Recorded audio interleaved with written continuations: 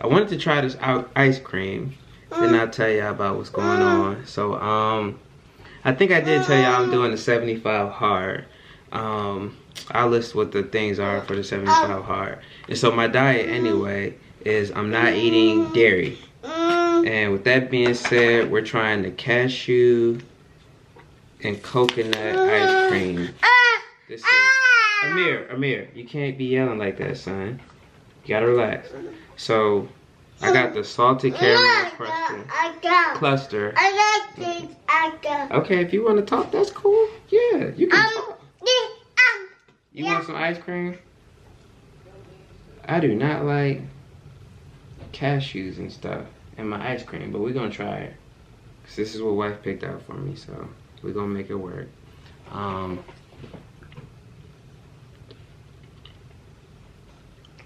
It's good. So delicious. It's actually pretty good. I like it. Do you like it? You like it? I think Amir likes it. He keeps eating it. I'm not really a food review person. I talk about what I like and what I don't like. This is pretty flavorful.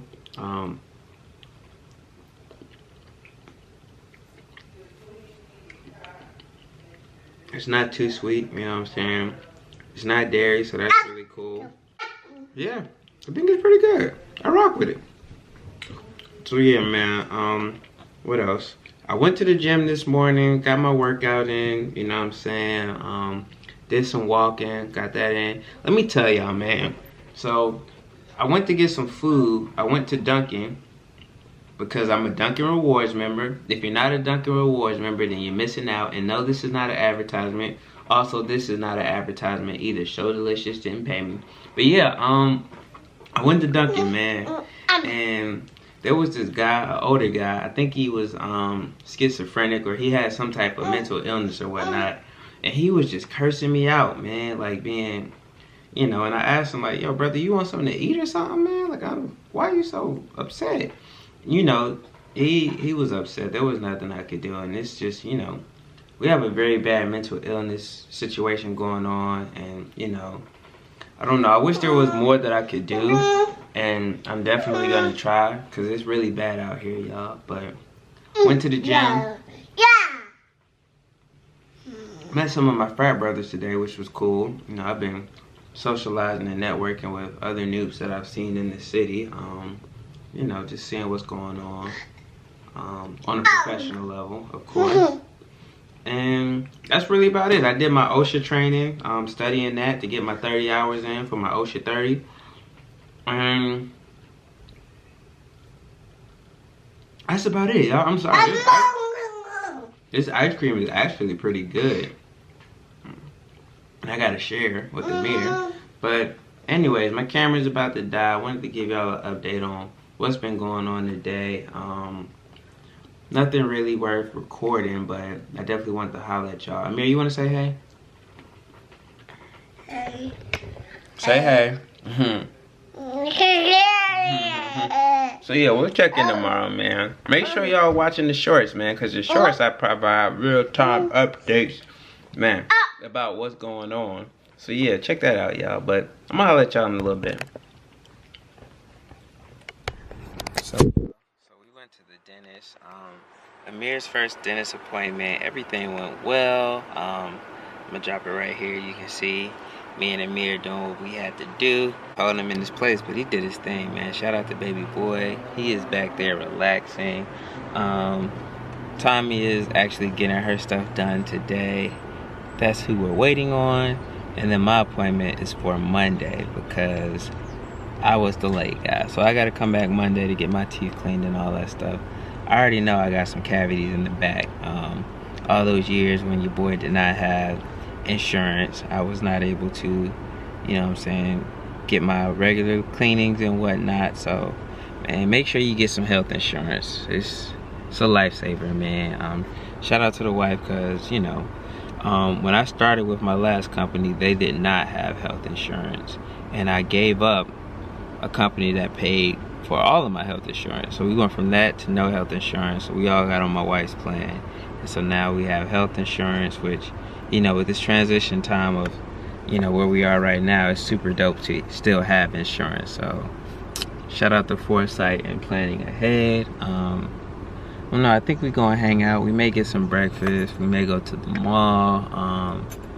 Want to try to take Amir to the park to spend some time with him, because I feel like we don't really spend that much one-on-one time with him. And my wife says it, and you know, I don't know, we try to do the best we can, but with Amir recently no longer being the baby, we definitely want to make sure that he feels loved and appreciated and acknowledged. And granted, he's 18 months, so you know, he may not remember, but he might. And if he does remember, we want to make sure that he can remember us being present and involved and there for him. So when wifey gets out, we gonna probably spend some time together with Amir and figure it out from there. So stay tuned, man. I really appreciate y'all guys, and let's see what we end up doing.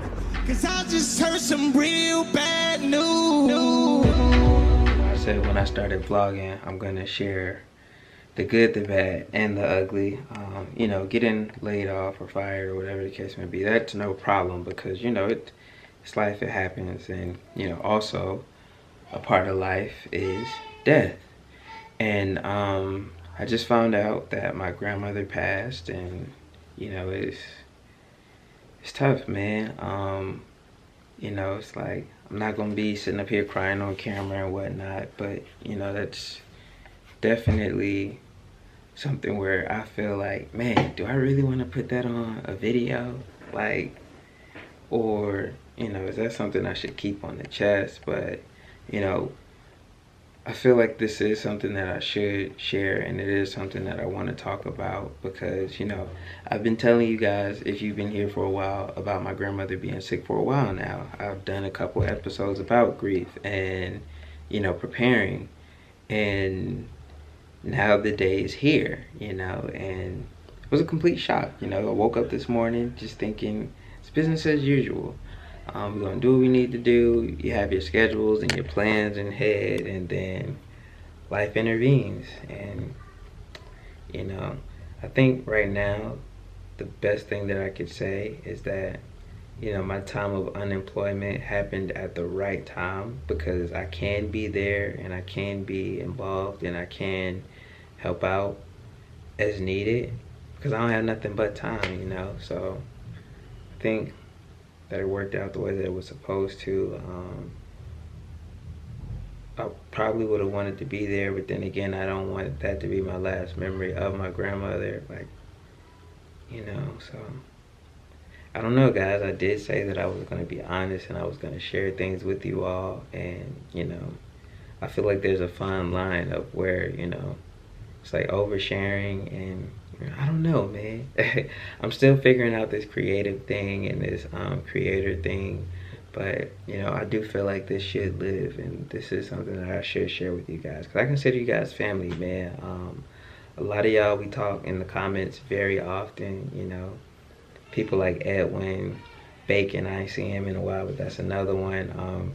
More recently, Wanda, Tempo, people that have, you know, just been very engaging in the comments. Shout out to y'all, man. I appreciate it. Like, I can't tell y'all enough how much I appreciate y'all, and how y'all, you know, keep this thing going, man.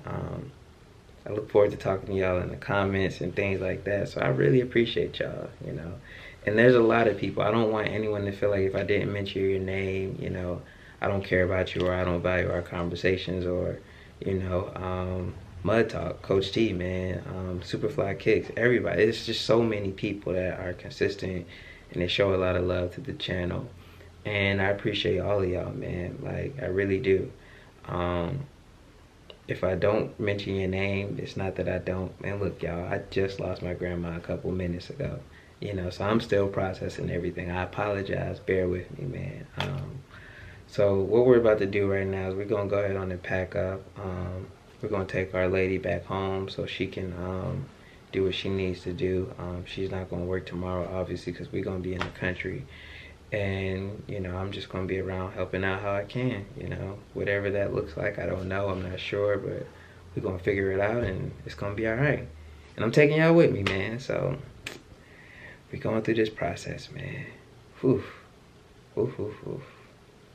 Whew. Y'all, I tell you, man. So we packed up the family and everything. We're about to get ready to get on the road to good old South Carolina. Yeah, man, it's still very, very, very surreal, honestly, you know. We always knew that this day would be coming. We knew this time was coming. It's not like it was unexpected or surprising. Still very, very, very jarring, man, to be completely honest. So, I don't know, just trying to stay as normal as possible and just, I don't know, grieve, man. So, I'll check in with y'all. Like I said, we gotta drop my Mary off, and then we're getting on the road to South Carolina.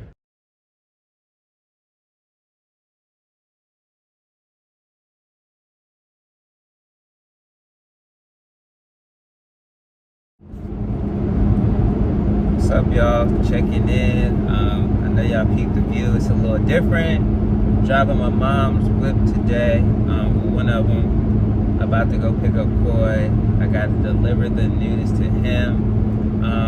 I've been kind of prepping him for it because, like I keep saying, it wasn't a surprise. We knew that my grandma was going to be passing soon. Obviously, we just didn't know what day.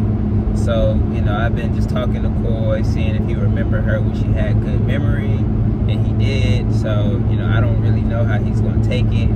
I can say that at Coy's young age, he's experienced a lot more death than I have when I was in his age. Because, I mean, obviously, my grandmother just died at 83. I'm 32, 33 next year. You know, my other grandmother died last year. I was 32. Well, I was 31. No, I was 32. Yeah, I was 31. So, you know, I've had my grandparents my entire life. My grandfather is still here. But, you know, with my grandmother passing, the clock is ticking on him, you know, because he married her when he was 14. Well, when she was 14. You know, crazy times back then. Situations and circumstances were different. But he was only 15. So, you know, yeah, it's just very interesting to see the whole thing, and I don't really know how to have that conversation with him, but it's got to be had. Let me check with y'all. So we just picked up Coy, got him from school early today, and I just broke the news to him. Seems like he took it pretty well. You okay? Yeah, he's good. Not crying. You learned how to not cry. Yeah. He said he was sad, but you know, we talked about it, and I think you do understand that she's a lot better now, right? Yeah, because she didn't even remember anything. She Exactly. didn't remember anything. And it was not the dementia. I learned that. What was it? Why she thought I was a girl. Why? Because when I was in urgent care, that's when I figured out I had the flu. Someone thought I was a girl too. The main nurse thought I was a girl. So that wasn't the dementia. But what was the dementia was the fact that she did not remember you. And she didn't know Amir. I mean, I feel like no one could remember.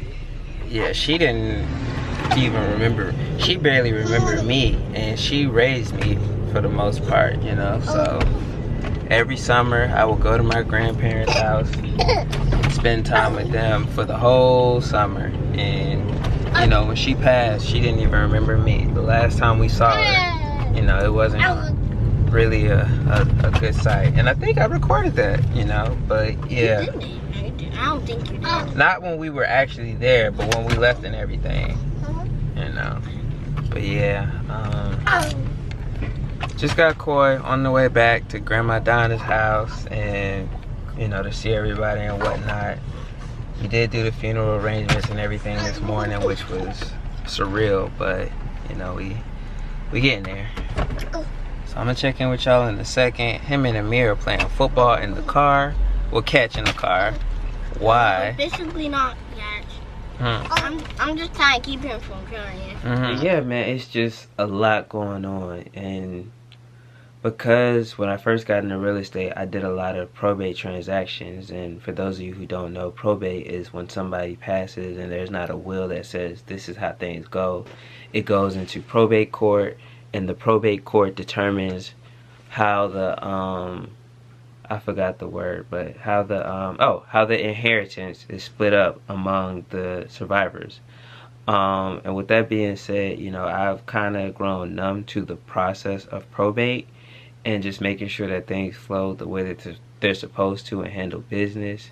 And, you know, it's always different when you see it with other people's family because you're not involved in it.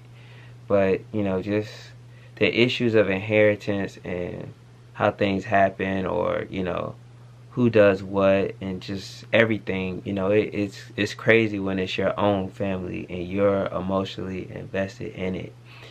And, you know, it's like, overall, personal feelings shouldn't matter, you know, personal beefs or whatever the case may be.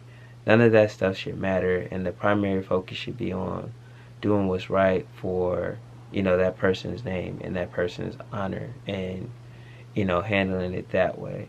And it's just so weird, man. And, you know, obviously I got a lot of family that's going to be watching this, so I'm trying to pick my words carefully and make sure that I don't offend anyone.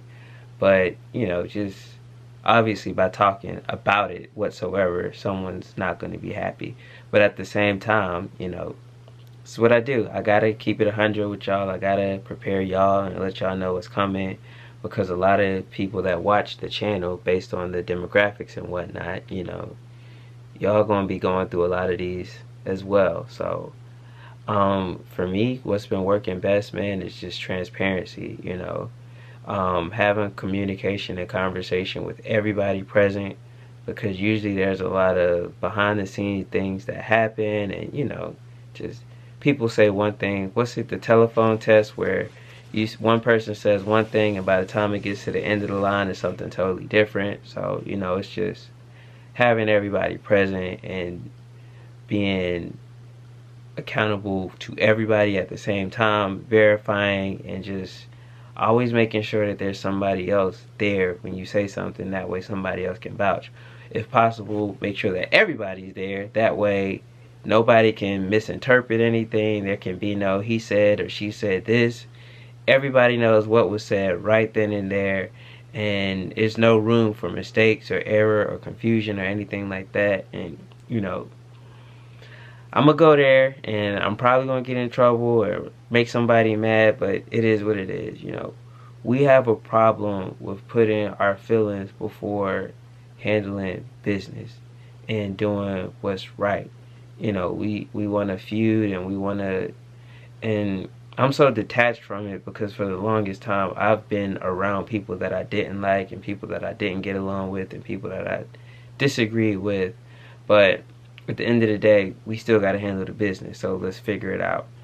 And, you know, I've been in situations where, you know, things could go left on whole different levels, and, you know, you have to be able to adapt and adjust and maneuver and think on your feet. And so, you know, a lot of people have issues with separating personal feelings from handling business. And, you know, it just creates a lot of confusion, man. And it gets real messy and it gets real ugly. And, you know, you just always gotta make sure that whatever you're doing it for the bigger picture, and not just one situation that happened, or, you know, any of this. Because at the end of the day, you know, and I'm gonna look at it from a large scale, you know, we as black people, we don't really have much in comparison to what other people have.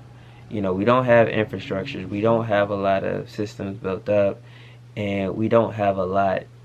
And so what happens is a lot of people end up trying to fight over crumbs and little things that don't really matter, instead of focusing on the bigger picture at hand. And it's so crazy because I've been talking to my cousins, you know, just making sure that they stay in the loop and they know what's going on, and they're like, yo, man, that's crazy that that's what the focus is and that's what people are talking about, because, you know, there's so much other stuff going on. And I agree, but, you know, the business does matter and the business does have to be dealt with. But, you know, there's just ways that you have to do it.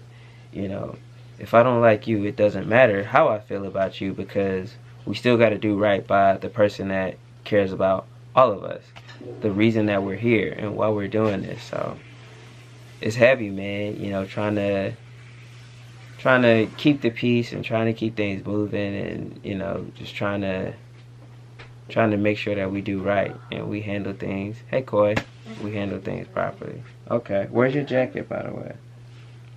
It's so crazy, y'all. I don't know, cause it's like, you know, obviously, y'all know how I get out for Grandma Donnie. Y'all know, man. So it's like, if I gotta pick sides, it's no sides to pick because it's nothing to talk about. Like, there is no picking sides. It's my mother. I'm going to ride for my mom. That's my mom. But at the same time, you know, it's like we shouldn't even be having to pick sides or talk about X, Y, Z or going down that road, because it's like we got a bigger purpose and we got to focus on that, man. And it's like, you know, I'm trying to be the voice of reason and trying to make sure that everybody's taken care of and we do right by the, you know, the spirit of my grandmother, and we lay her down properly. Then it's like, you know,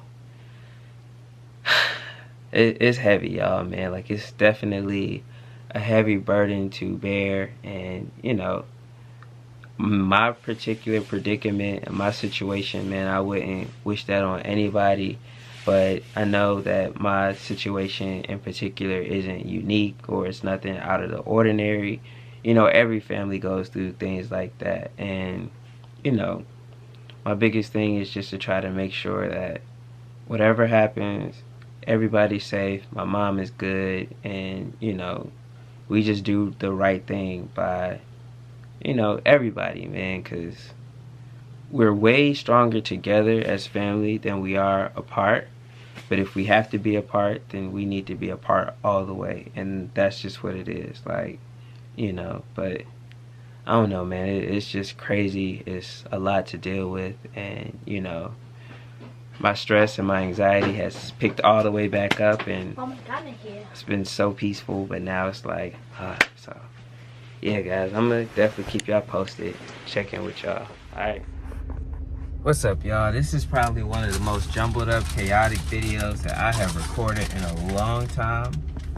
So I apologize when you see this. It's been a lot going on, but I'm trying to keep you guys in the loop with what's going on and everything and whatnot.